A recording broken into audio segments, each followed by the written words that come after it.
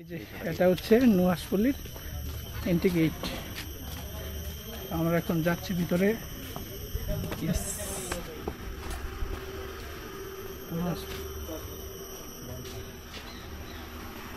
আচ্ছা ভাই, স্টুডেন্টদের জন্য কোনো ছাড় নাই না? গ্রুপ ছাড় নাই তাই না? আমরা 4 জন আসছি, আমাদের থেকে 800 টাকাই রাখছে। তো এখন এটা হচ্ছে নুহাশপল্লির একেবারে ফ্রন্টে ঢুকতেই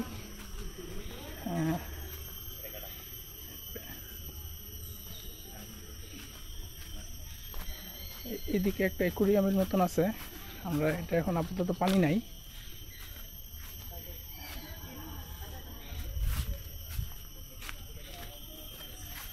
একটা জিনিস আপনাদের দেখাই যে বর্তমানে যত রিসোর্ট বা ট্যুরিস্ট স্পটগুলো আছে, বেসিক্যালি প্রত্যেকটা ট্যুরিস্ট স্পট আপনার দেওয়াল থাকে আপনার ইটের। তো এই যে নুহাশপল্লি, হুমায়ুন আহমেদ স্যারের নুহাশপল্লি, এটার হচ্ছে গিয়ে প্রাচীরটা হচ্ছে টোটালি মাটির তৈরি, আপনারা দেখতে পাচ্ছেন।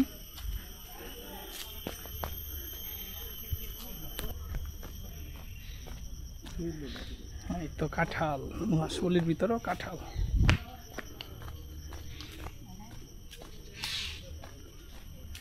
হ্যাঁ, সুন্দর একটি বসার জায়গা, মনোরম পরিবেশ। আসলে আপনারা আসলে ক্যামেরাতে কিভাবে দেখতেছেন, কিন্তু আসলে সরাসরি সৌন্দর্য না দেখা পর্যন্ত ভাষায় প্রকাশ করা যাবে না। এখানে একটা সুন্দর একটি আছে। আসলে এখানে প্রত্যেকটা গাছেই বিভিন্ন ধরনের ফুল, বিভিন্ন ফলের গাছ আছে, বিভিন্ন ফুলের গাছও আছে। ফুলের সমারোহ, ফুলের গন্ধে পুরোমুখরিত হয়ে আছে। বিভিন্ন রকমের ফুল গাছ। কাজী সাইফুল খুব ক্লান্ত হয়ে, ইমরান খুব ক্লান্ত হয়ে গেছে। ইমরান খুব অসুস্থ, তবুও অসুস্থতা নিয়ে আসছে। ইমরান, তুমি তো খুব অসুস্থ, তো এখন যে নুহাশপল্লিতে আসলা অসুস্থতা অবস্থায়, আমাকে শেয়ার দিলা। ক্লান্তিতে অথবা ক্লান্ত আমাকে আক্রমণ করে পারছে না, যে পরিবেশ, যে প্রকৃতি, যে ওয়েদার। আচ্ছা, নুহাশপল্লিতে আসার পরে তোমার ফিলিংসটা কেমন, তোমার অনুভূতিটা? মুগ্ধকর। আসলেই আমার এই পরিশ্রম কিংবা কষ্ট, এই গরমে আসা, গাম বেরোনো, কোনো কিছু যায় আসে না। এই প্রকৃতির মাঝে আমি মুগ্ধ। তার মানে তোমার কাছে অনেক ভালো লাগছে, তাই না? অনেক ভালো লাগছে ভাইয়া। তো ইমরান অসুস্থ থাকা সত্ত্বেও ইমরান কিন্তু আসছে, আপনারাও আসবেন ইনশাল্লাহ নুহাশপল্লিতে। তো এখন আর আপনাদের একটা দাবার কোর্টের মতো কিছু একটা আছে এখানে, দাঁড়ান একটু দেখাই। এই যে এখানে বিশাল বড় বড় দাবার কোর্টের মতন, আপনারা আসলে এখানে দাবাও খেলতে পারবেন, সমস্যা নেই।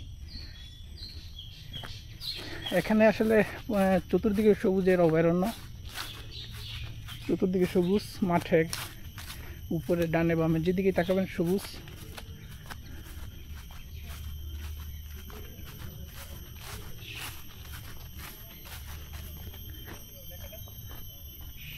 গাছে গাছে কাঁঠাল।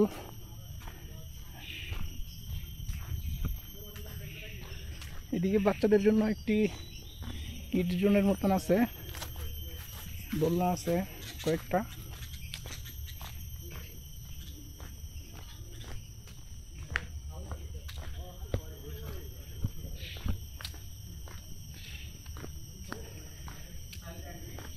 আমরা চেষ্টা করব হুমায়ুন আহমেদের নুহাশপল্লির ইতিহাসটা আপনাদের মাঝে শেয়ার করার জন্য। কিভাবে, হ্যাঁ,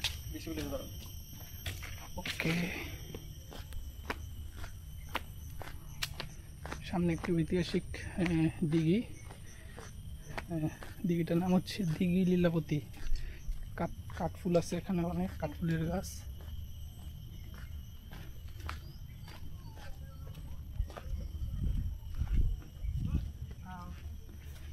এই যে এই হচ্ছে দিঘি লীলাবতী।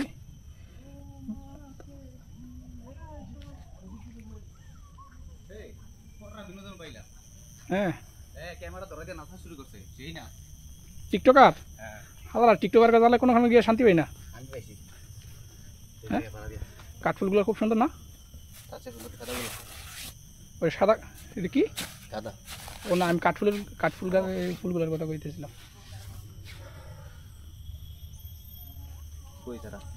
ওই যে বাস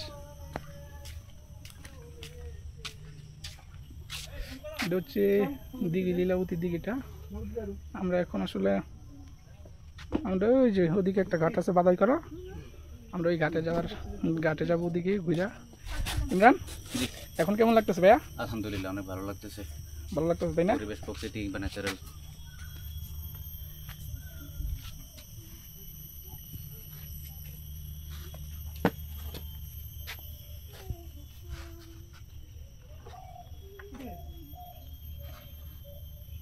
আজকে সারমর্ম ছিল ভাই, আমাদেরকে ব্লক করেন না। হ্যাঁ, আজকে সারমর্ম ছিল, আমাদেরকে ব্লক করেন না ভাইয়া। হ্যাঁ ভাইয়া, চলো ইমরান আমরা ওই পাশে যাই। বৃষ্টি বিলাস, আপনাদের এখন দেখাবো বৃষ্টি বিলাস।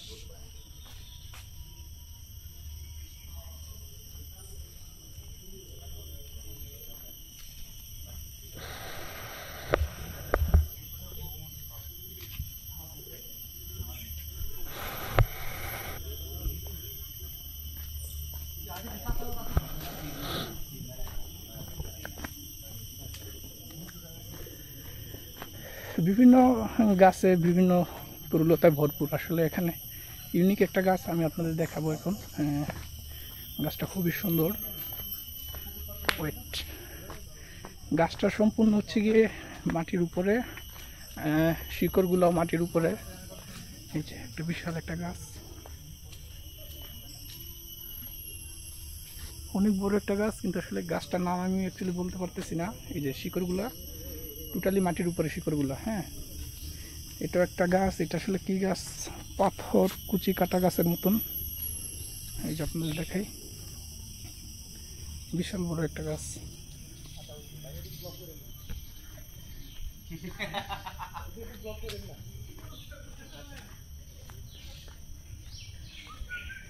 এই যে একটা বিশাল বড় একটা বট গাছ। আমরা আসলে যখন বাইরে ছিলাম, আপনার বাইরে যখন ছিলাম তখন অনেক প্রচণ্ড গরম লাগতেছিল। এখন এই যে আমরা এখন নুহাশপল্লির ভিতরে আছি, এখন আবহাওয়া খুবই ঠান্ডা। এখন আসলে আবহাওয়া ঠান্ডা হওয়ার একমাত্র কারণ হচ্ছে গিয়ে একমাত্র কারণ চতুর্দিকে সবুজ, যার জন্য একটু ঠান্ডাই লাগতেছে। আমি একটা জিনিস দেখে আসলে মাটির দুবলা নাই, কিন্তু একটা সবুজ কালার ফাঙ্গাসের মতন। এই যে দেখেন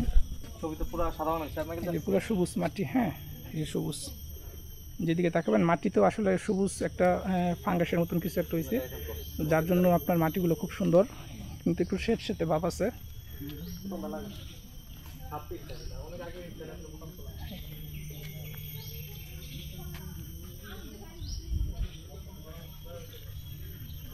আমরা আসলে এখন দেখতে দেখতে একটা অ্যাকুরিয়ামের সামনে চলে আসছি।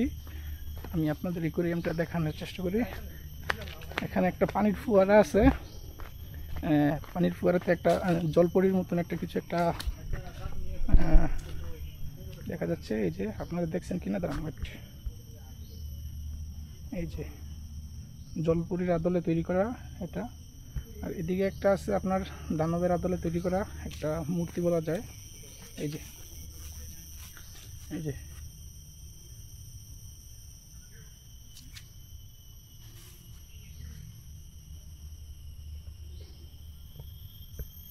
আমরা এখন একটি ঐতিহাসিক একটা জায়গায় এসেছি।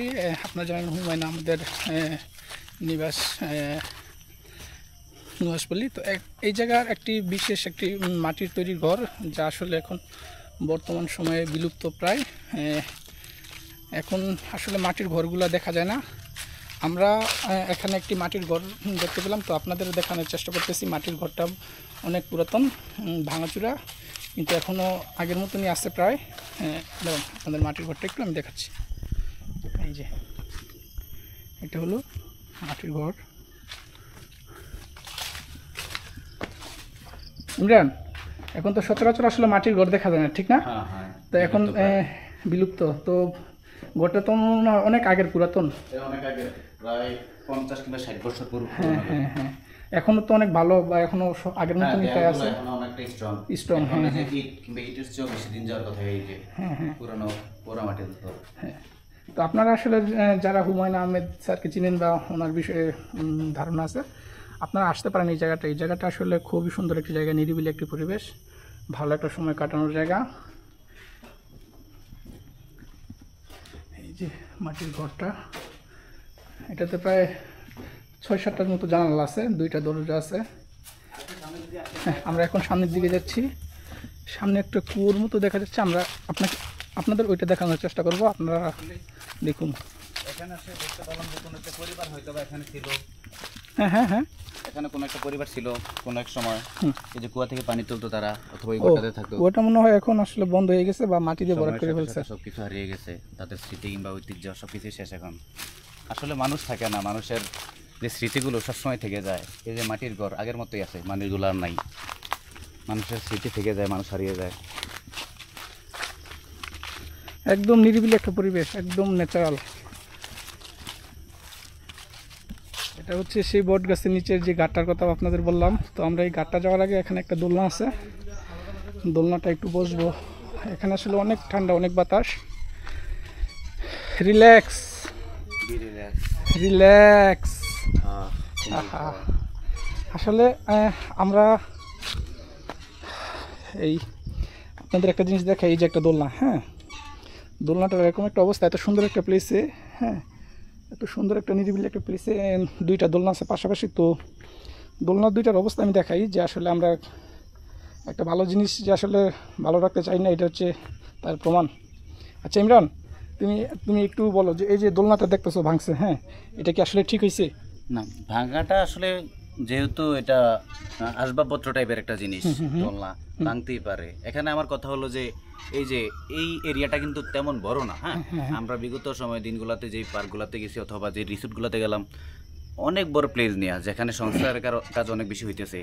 এখানে দোলনাগুলা নষ্ট হইতেছে, রিপেয়ার অথবা মেরামতের কোনো কাজ চলতেছে না।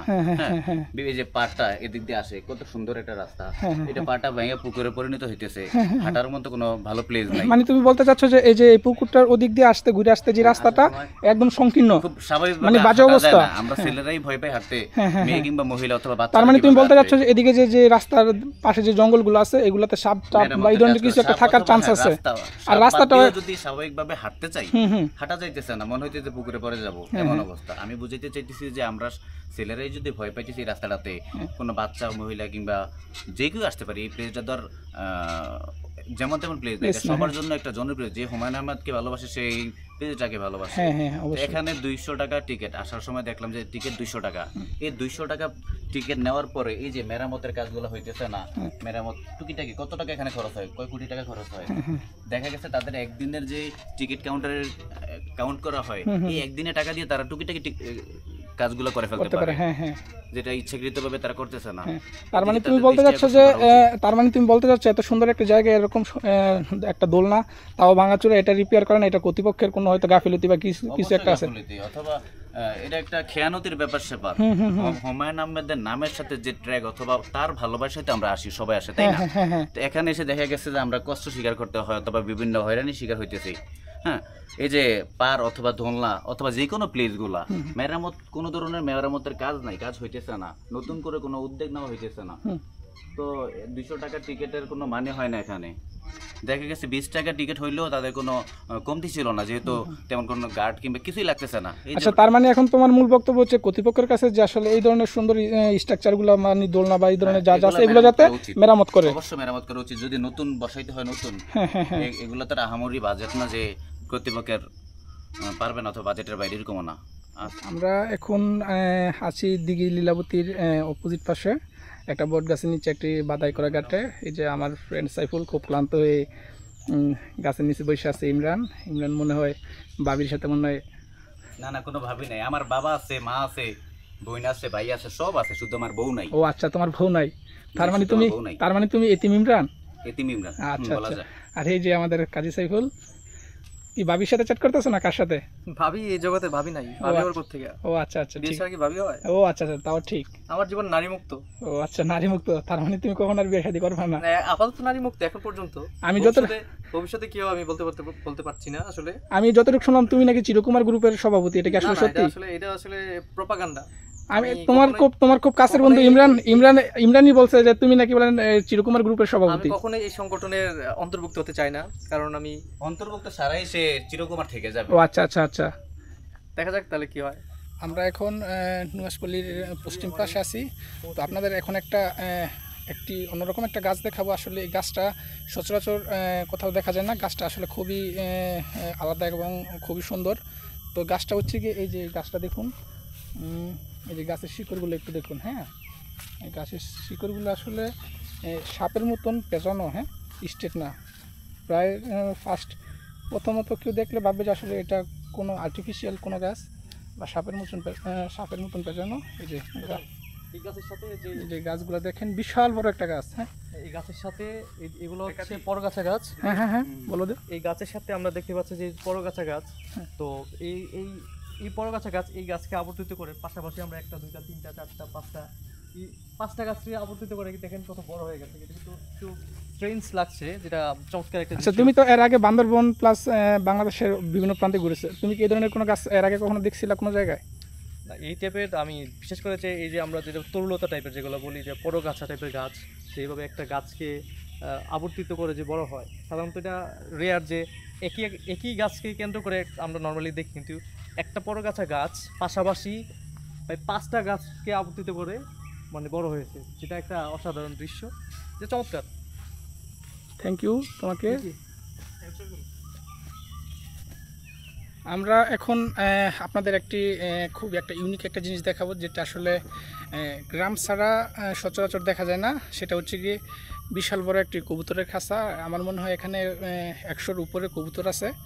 মানে খুবই সুন্দরভাবে এগুলো আসলে মেনটেনেন্স করা হয়, দেখাই যাচ্ছে। আমি জাস্ট আপনাদের একটু দেখাই, আপনারা একটু কাইন্ডলি একটু দেখেন। হ্যাঁ, এই যে এটা হচ্ছে আপনার, এই যে এটা হচ্ছে গিয়ে কবুতরের খাঁচা। হ্যাঁ, তো আসলে এখানে কতটুকু ক্লিয়ার দেখা যায় আপনারা নিজেরা একটু দেখবেন। এই যে কবুতরগুলা ক্যামেরার সামনে নেওয়াটা হয়তো একটু নার্ভাস হয়ে গেছে। এই যে এখন দেখা যাবে হয়তো এই যে কবুতরের খাঁচাটা। কবুতরগুলো যতটুকু সম্ভব হয়তো ক্যামেরাটা দেখে হয়তো একটু ভয় পাইছি। বিশাল বড় একটা কবুতরের খাঁচা। এখানে হয়তো 100-র উপরে হয়তো কবুতর আছে।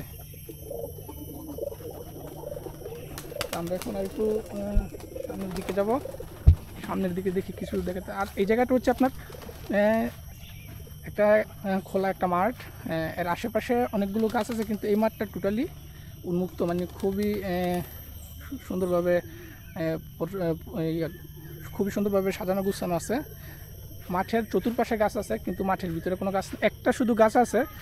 সেখানে একটা ঘরের মতন একটি করা আছে, আপনাদের সেটা দেখাবো। তো সারাদিন ঘুরে ফেরার পর আমাদের বন্ধু সাইফুল খুবই ক্লান্ত হয়ে হ্যামাকের ভিতরে একটু রেস্ট নিচ্ছে। তো সাইফুলের কাছে যাই, দেখি সাইফুল কি বলে। সাইফুল, তো সারাদিন ঘুরার পরে কেমন লাগতেছে তোমার কাছে? এই জায়গাটায় বসে ক্লান্তটা দূর হয়ে গেছে। ক্লান্তটা দূর হয়ে গেছে, তাই না? তো এখন এই জায়গাটার ব্যাপারে যদি কিছু বলতে আর কি। এই জায়গার ব্যাপারে কিছু বলার নাই। এই জায়গায় যান কিনা প্রকৃত প্রেমী, তারা এই জায়গায় এসে অবশ্যই ভালো লাগবে তাদের কাছে। এই জায়গাটা আর কিছু বলার নাই। বলা নেই। আচ্ছা ঠিক আছে, তুমি আমাকে বসে দোলনা খাও।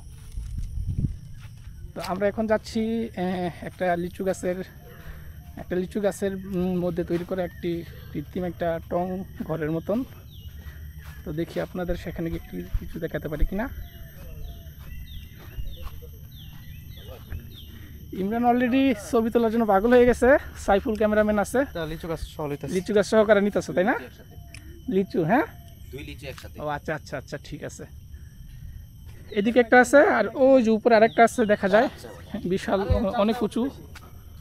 এই যে লিচু গাছ দিয়ে এদিক দিয়ে উঠে আপনার ওদিকে ওঠার একটা ওয়ে আছে। এমনিতে সরাসরি সিঁড়ি বা মই নাই, কিন্তু সরাসরি গাছ দিয়ে আসলে ওঠা যায়। তো আমি আসলে উঠতেছি না, একটা বাই চান্স একটা দুর্ঘটনা ঘটে গেলে একটু সমস্যা, এই জন্য আমি আসলে সিটে এই আলে।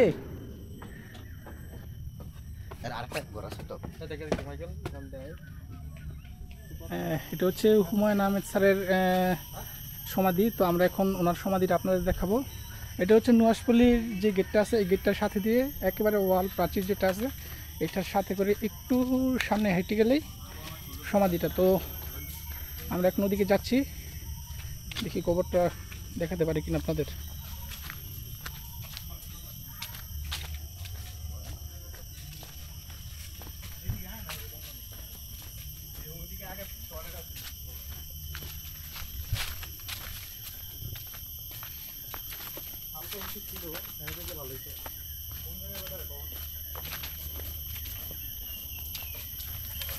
হ্যালো হয়তো যারা লাল চাবে সেটা প্রমাণ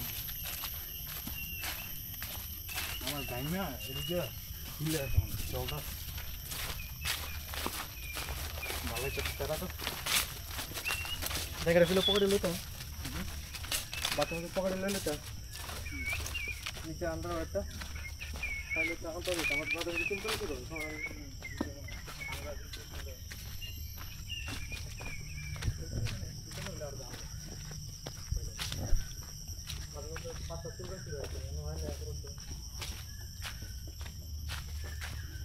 বাঘ কখনো খাতায় মানায় না।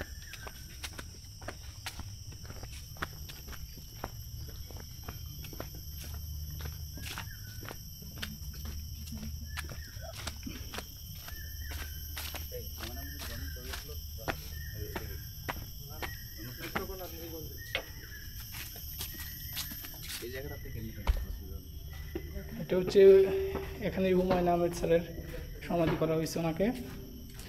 আমরা এখানে চলে আসছি।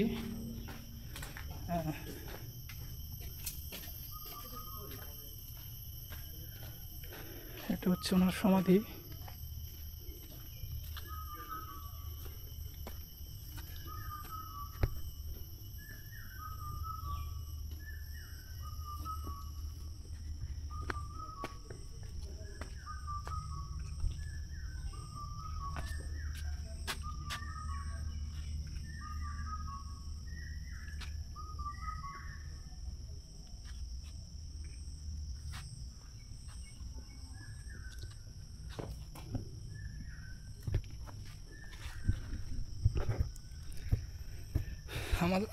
আমাদের প্রায় নুয়াশপল্লি ভিজিট করা শেষ। তো আমরা এখন আবার ঢাকার দিকে রওনা দিব। তো আসলে এখান থেকে ঢাকা যাওয়ার সিস্টেমটা কিভাবে যাওয়া যায় অতি তাড়াতাড়ি সেটা ইনশাল্লাহ আপনাদের আমি দেখিয়ে দেব, যাতে আপনারা অতি সহজে ঢাকা থেকে নুয়াশপল্লিতে আসতে পারেন। তো সবাই ভালো থাকবেন, আল্লাহ হাফেজ।